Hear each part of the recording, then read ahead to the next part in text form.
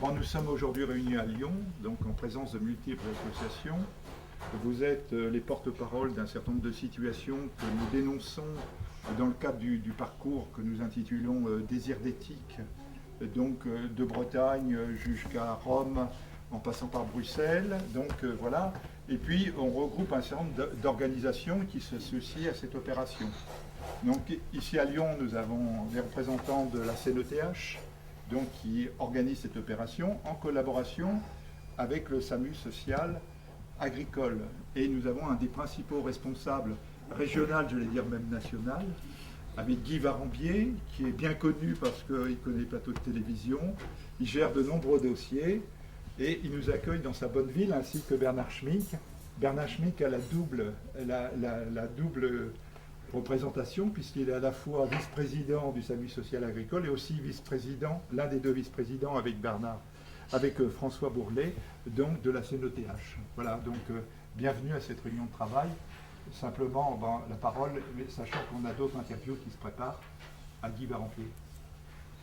Eh bien, je vous remercie de nous avoir invités. Nous avons un travail considérable à faire chaque année sur des dossiers, puisque nous, par les émissions télévisées, nous arrivons à mener 300 dossiers sur la France. Et là, nous sommes sur 5 dossiers très spéciaux, puisque ce sont des agriculteurs qui ont été amenés à la liquidation par des mauvaises interprétations et des mauvaises études, ce qu'on appelle l'épi d'installation, des mauvaises études d'installation, qui est pratiquement voulu par le monde agricole. Car on a un gros problème dans les banques, c'est que tout le conseil d'administration d'une banque comme le Crédit Agricole sont représentés par des membres de l'agriculture, mais qui ne constatent qu'une chose, c'est qu'ils désirent que ces agriculteurs déposent des bilans entre 4 et 7 ans pour pouvoir récupérer leur patrimoine. J'ai envie de dire un mot quand même à Guy Varambier, parce que c'est un homme, vous êtes au niveau national, vous êtes reconnu, vous êtes pupille, non, vous êtes quoi? Vous êtes compagnon, vous le dites ou pas? Non, non. Vous voyez ce que je dis? Non, vous ne voulez pas. Bon, mais je vais vous dire quelque chose. Un beau jour, je me souviens, il y a de ça quelques années, Guy Varambier en disant « on en a marre, on ne maîtrise plus les coûts au niveau du pétrole, je m'en vais avec un certain nombre d'amis, raisonnable mais déterminé, donc avec nos tracteurs et nos remorques, et nous allons occuper la raffinerie de Feyzin. » Donc on a vu cet échange, il était, je crois, c'était à 5h le matin, 6h le matin, et les voilà partis, vous allez passer devant toutes les caméras. Ce qui est formidable, parce que vous êtes des gens raisonnables et déterminés, c'est qu'on peut dire que tout le monde va se mobiliser, et que même si on ne vous attribue pas les mérites, va suivre ensuite ce qu'on appelle le TIPP. Bon, les techniciens sauront ce que ça veut dire, et si bien qu'à la suite d'un combat militant, eh bien, on a créé quelque chose de positif. Hein. Donc, on se tutoie, alors je voulais te remercier, Guy, hein, parce que je sais que tu es toujours très actif, et Bernard Schmick aussi. Hein, donc, merci de nous accueillir à Lyon.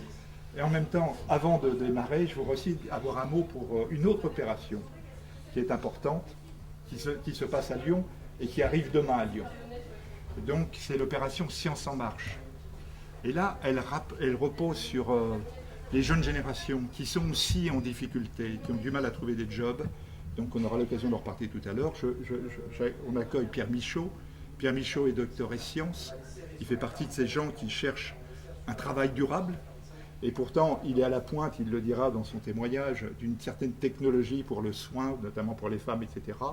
Donc, il pourra en parler. Mais ils ont lancé avec un certain nombre de personnes, dont M. Maire, je ne sais plus son prénom, M. Le Maire qui est de Montpellier, une opération qui s'appelle Science en Marche. Donc, c'est une opération avec des vélos qui va réunir 1000-1500 personnes, donc quand ils arriveront à Paris. Et donc, pour montrer qu'on n'investit plus dans tous ceux qui représentent la recherche et que la plupart d'entre eux sont obligés de s'expatrier pour avoir un véritable devenir.